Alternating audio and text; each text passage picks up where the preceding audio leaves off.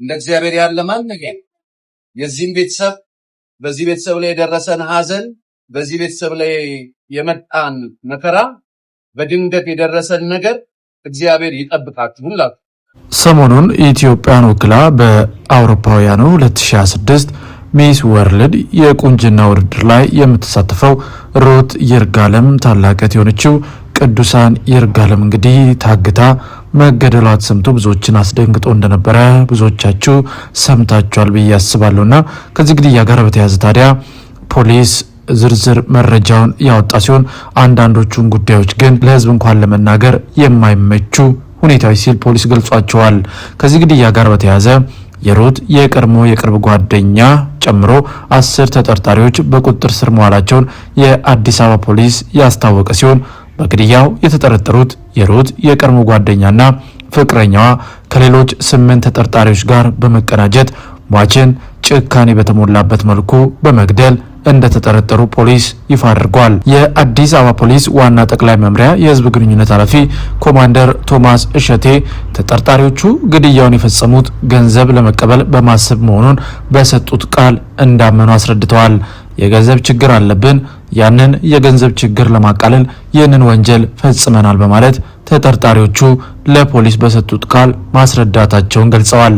ተጠርጣሪዎቹ ታጋቿን ለማስለቀቅ ከቤተሰቦቿ 2.5 ሚሊዮን ብር ጠይቀው እንደነበር ፖሊስ ያስታወቀ ሲሆን ገንዘቡን ለመቀበል የተለያዩ ድርድሮችን ሲያደርጉና ገንዘቡን የሚቀበሏቸውንም ሰዎች ሲልኩ እንደነበር ገልጸዋል።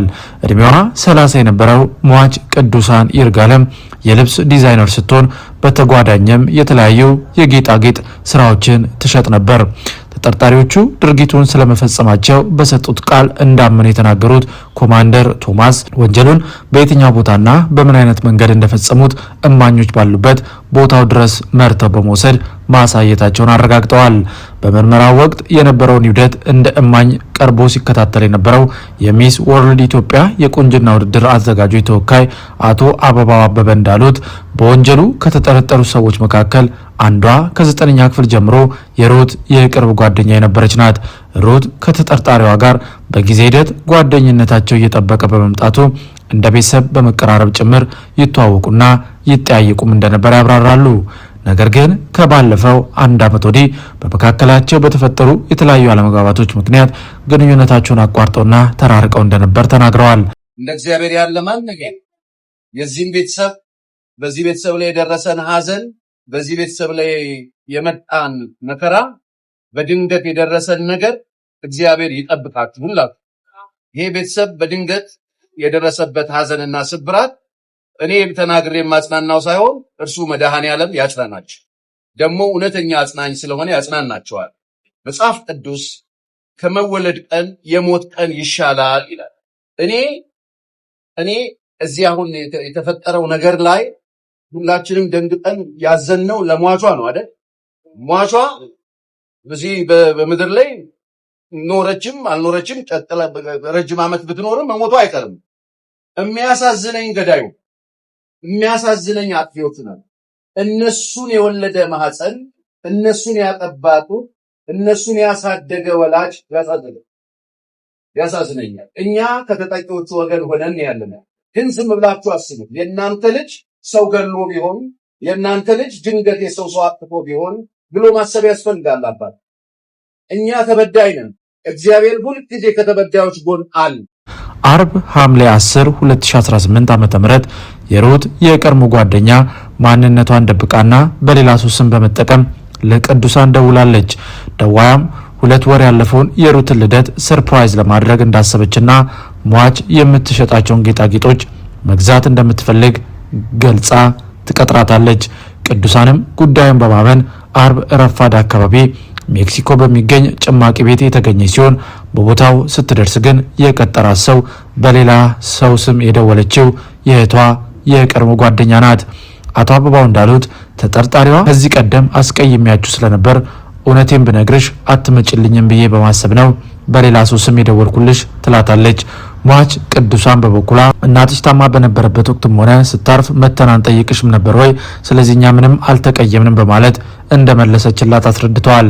በመቀጠልም ተጠርጣሪዋ አዲስ ቤት ተከራይቻለሁ፣ ስለዚህ መተሽ ቤቴን ብታይልኝ ደስ ይለኛል ስትል ቅዱሳን እንደጠየቀቻትና አክላም አሁን ላይ ህይወቴ በጥሩ ሁኔታ ተሻሽሎልኛል፣ በዚህ ላይ ላንቺም የምትሰሪያቸውን ስራዎች ይዤ ስለመጣው እዚያው ቤት ሆነን እናወራለን በማለት ኮዬ ፈጬ አካባቢ ወደ ተከራየችው ኮንዶሚኒየም ቤቷ ትወስዳታለች።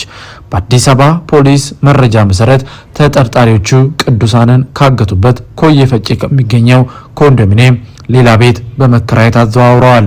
ቅዱሳን ከታገተችበት ሐምሌ 10 2018 ዓ.ም ጀምሮ እንደሞተች እስከታመነበት እሁድ ሐምሌ 12 2018 ዓ.ም ድረስ ምግብ እንዳልሰጧትም ተናግረዋል። ተጠርጣሪዎቹ ቅዱሳን ላይ ግድያ ከፈጸሙባት በኋላ ለቤተሰቦቿ ደውለው ገንዘብ መጠየቃቸውን የምርመራ ሂደቱን ማሳየቱ ኮማንደር ቶማስ ገልጸዋል። ጉዳዩን በቅርብ እየተከታተሉ የሚገኙት አቶ አበባው እንደገለጹት ግድያው እሁድ ዕለት የተፈጸመ ሲሆን አጋቾቹ ግን ሰኞ ዕለት እሷን በህይወት ለማስለቀቅ በሚል ከቤተሰቧ ገንዘብ መጠየቃቸውን ቀጥለው ነበር።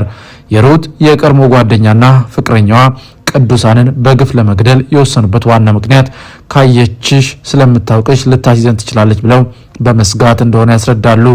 የግድያ ሁኔታውን አስመልክቶ የአዲስ አበባ ፖሊስ የህዝብ ግንኙነት ኃላፊው ኮማንደር ቶማስ አሁን ላይ ለሚዲያና ለህዝብ ለመናገር የማይመቹ አንዳንድ ከባድ ነገሮች አሉ በማለት ዝርዝሩን ከመግለጽ ተቆጥበዋል። በሟች ላይ የተፈጸመው ድርጊት እጅግ ኢሰብአዊ የሆነ ጭካኔ የተሞላበት ነው ሲሉ ወንጀሉ ምን ያህል ዘግናኝ እንደነበርም ገልጸዋል። ይህንን አሰቃቂ ድርጊት በቀጥታ ፈጽመዋል ተብለው ከተጠረጠሩት የሩት የቅርብ ጓደኛና ፍቅረኛዋ በተጨማሪ ከጉዳዩ ጋር በቀጥታም ሆነ በተዘዋዋሪ መንገድ ግንኙነት አላቸው ተብሎ የተጠረጠሩ 8 ሰዎች በቁጥጥር ስር ውለው ምርመራ እየተደረገባቸው እንደሚገኝም ፖሊስ አስታውቋል። እንዲሁም ሚዲያ ቤተሰቦች እንግዲህ እንደሰማችሁት ነው። በእውነት እጅግ ያሳዝናል።